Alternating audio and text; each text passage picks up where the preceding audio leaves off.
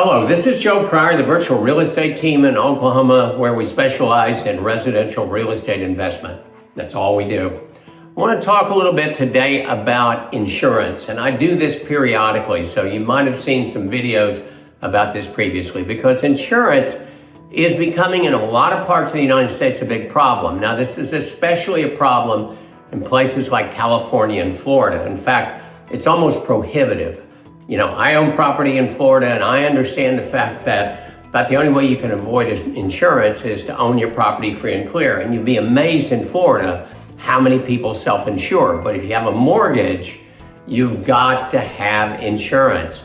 And the insurance just will destroy your cash flow in a lot of places. Even in Texas, I've noticed a difference in insurance right now versus Oklahoma.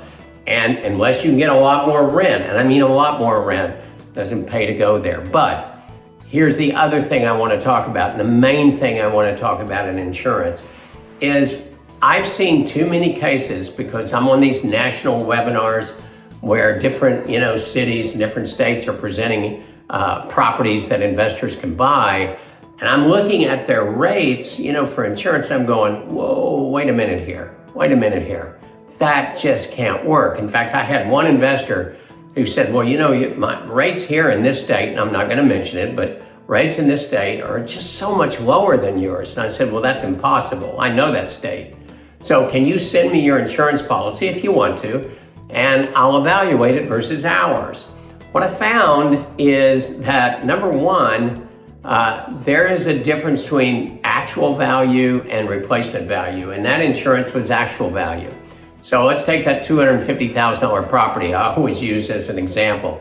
So if you have actual value, it's limited to $250,000. That's the most that they'll insure that for. But what if it cost $300,000 5 years down the road to rebuild that? So if you have a total loss, you've got destruction cost, and then you've got to start over from scratch.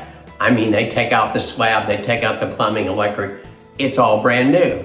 What that mean? Well, you take your deductible plus $50,000 out of your pocket, and then you have a problem here. All of a sudden, you may have $55,000 out of pocket. Replacement value is just on your deductible. If it costs $300,000, that's okay. Now, there's always going to be a limit if things go crazy, but in Oklahoma, they don't go crazy. They just go steady. And so you're covered in Oklahoma. So when you're buying insurance, remember replacement value. The second thing is loss of income, and I notice they don't have that either. So think about this. You're paying $1,500 a month for a mortgage, and all of a sudden you have a fire in your rental property and it's vacant for 4 months. Well, what that basically means is in those 4 months, you're out $6,000. Well, wouldn't you want the insurance company to pay you?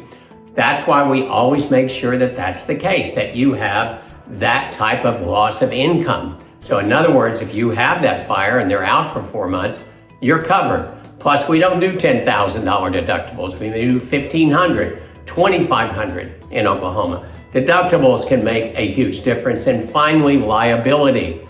Every property you buy in Oklahoma, we do $1 million. Now, some states like Florida, where, they're going to give you $300,000. And if you want more than $300,000, it's going to cost you a ton. So I'd rather have a reasonable insurance policy that covers you in the long run, doesn't dumb it down, and put you in jeopardy down the road, because stuff can happen to you. So I want to make sure you understand that in whatever state that you're buying property in, the way that you get insurance, the devil is in the details.